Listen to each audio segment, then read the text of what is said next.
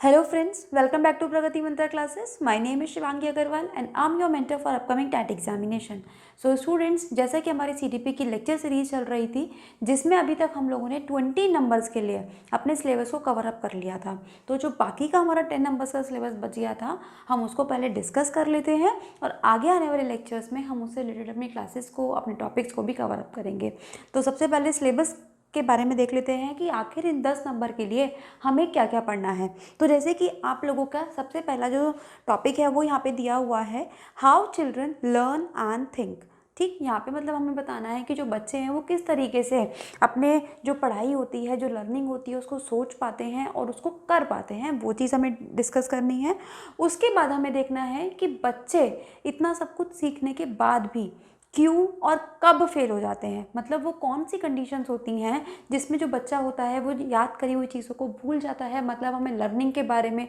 Unlearning के बारे में, याद रखने के बारे में, फॉरगेटिंग के बारे में, इन सब चीज़ों के बारे में डिस्कशन करेंगे। और आखिर जब हम कहते हैं कि कोई बच्चा फेल हो गया है तो उस बात से हमारा क्या मतलब है, कि क्या वो सच में बच्चा फेल हुआ है या हमारा पूरा का पूरा सिस्टम फेल हुआ है जो कि उस बच्चे के लिए काम कर रहा है। तो जो सबसे पहला टॉपिक है उसमें हम इन सब चीज़ों के बारे में समझेंगे। इसके बाद हमें समझना है basic process of teaching and learning, यानी कि जो हमारी शिक्षण का, अधिगम का हमारा जो बेसिक प्रक्रिया होती है उसको हमें समझना है। और ये जो पूरा हमारा टॉपिक है लर्निंग एंड पेडागोजी, इसी के अंतर्गत हम क्या देखने वाले हैं, जितनी भी लर्निंग से रिलेटेड चीज़ें हैं, जितने भी आपकी लर्निंग कर्व्स होते हैं, जितनी भी आपकी लर्निंग की थ्योरीज हैं जो कि पावलोव साहब द्वारा, स्किनर साहब द्वारा, बेंडूरा, ठीक है, जितनी भी थ्योरीज हैं हमारी लर्निंग से रिलेटेड, उन सारी थ्योरीज के बारे में भी हम लोग पढ़ेंगे इसी यूनिट के अंदर। फिर हम देखेंगे चिल्ड्रंस स्ट्रेटजीज ऑफ लर्निंग, मतलब बच्चे कौन कौन से तरीकों को अपनाते हैं किसी भी चीज़ को लर्न करने के लिए, किसी भी चीज़ का अधिगम करने के लिए। फिर हमें देखना है learning as a social activity, मतलब हमें देखना है कि जो अधिगम है वो सोशल एक्टिविटी के रूप में किस तरीके से काम करता है, मतलब बच्चा सोसाइटी के संपर्क में आके, ठीक है, किस तरीके से सीखता है, बच्चा खेल खेल में चीज़ों को किस तरीके से सीखता है, उन सब चीज़ों के बारे में हमें पढ़ना है। इसके बाद हमें देखना है social context of learning,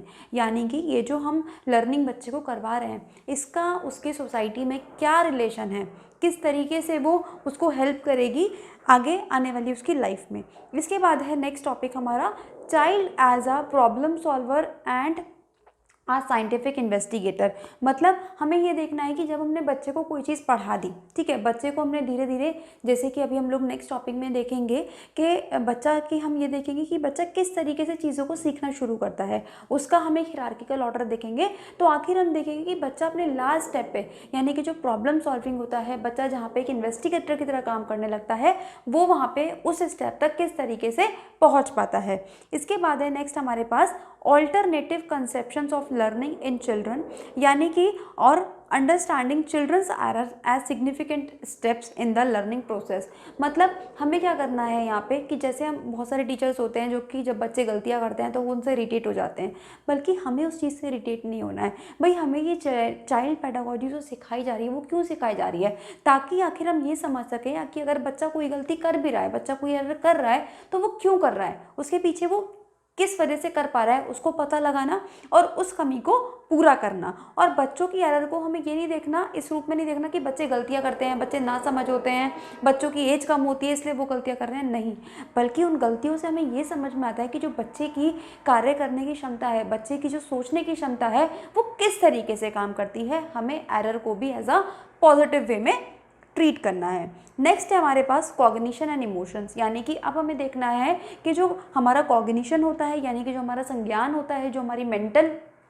activities होती हैं और जो हमारा इमोशनल पार्ट होता है, ठीक है, वो किस तरीके से एक दूसरे से रिलेटेड है, कैसे वो आपस में एक दूसरे को हेल्प करते हैं, आगे बढ़ाते हैं, या एक दूसरे को, मतलब हम कहते हैं ना कि अफेक्ट किस तरीके से कर रहे हैं, अच्छे वे में, बुरे वे में, हर तरीके से हम उसको देखेंगे। नेक्स्ट है हमारे पास मोटिवेशन एंड लर्निंग, मतलब हमें क्या देखना है कि बच्चे के अंदर किस तरीके का मोटिवेशन होता है जब वो लर्निंग कर पाता है, हमें उसको किस तरीके से मोटिवेट करना है ताकि हम उसको वो लर्निंग करवा सकें जो हमें चाहिए। और लास्ट टॉपिक है हमारा यहाँ पे फैक्टर्स कॉन्ट्रीब्यूटिंग टू लर्निंग, यानी कि हमें उन कारकों की बात करनी है, उन फैक्टर्स की बात करनी है जो कि लर्निंग में बच्चे की हेल्प करते हैं। अब ये 2 तरीके के हो सकते हैं, एक पर्सनल, एक एनवायरमेंटल, यानी कि एक बच्चा खुद से कैसे लर्निंग में अपनी अफेक्ट कर रहा है, अपनी लर्निंग को कैसे कंट्रीब्यूट करना है, और दूसरा हमें ये देखना है कि जो हमारा एनवायरमेंट होता है वो क्या कंट्रीब्यूशन देता है बच्चे की लर्निंग में। तो ये हमारा 10 नंबर के लिए पूरा सिलेबस रहेगा, जो इसमें कि हमें जितनी भी हमारी लर्निंग थ्योरीज है मेनली उनको हमें कवर अप करना है, और बाकी छोटे छोटे टॉपिक्स हैं जहाँ से हमेशा 1 नंबर, 2 नंबर, 4 नंबर के क्वेश्चन आपसे पूछे जाते हैं, तो हम इनको भी कवर अप करते चलेंगे। तो आई होप आपको लेक्चर ये क्लियर हुआ होगा, सिलेबस क्लियर हुआ होगा कि आखिर हमें इन 10 नंबर्स के लिए क्या क्या पढ़ना है। तो मिलते हैं नेक्स्ट लेक्चर में, और बने रहिएगा हमारे साथ। कोई डाउट और डिस्कशन के लिए आप हमारे टेलीग्राम चैनल से जुड़ सकते हैं, जिसका लिंक आपको डिस्क्रिप्शन बॉक्स में दिया गया है। तो मिलते हैं नेक्स्ट क्लास में एक नए टॉपिक के साथ, तब तक पढ़ते रहिए। All the very best.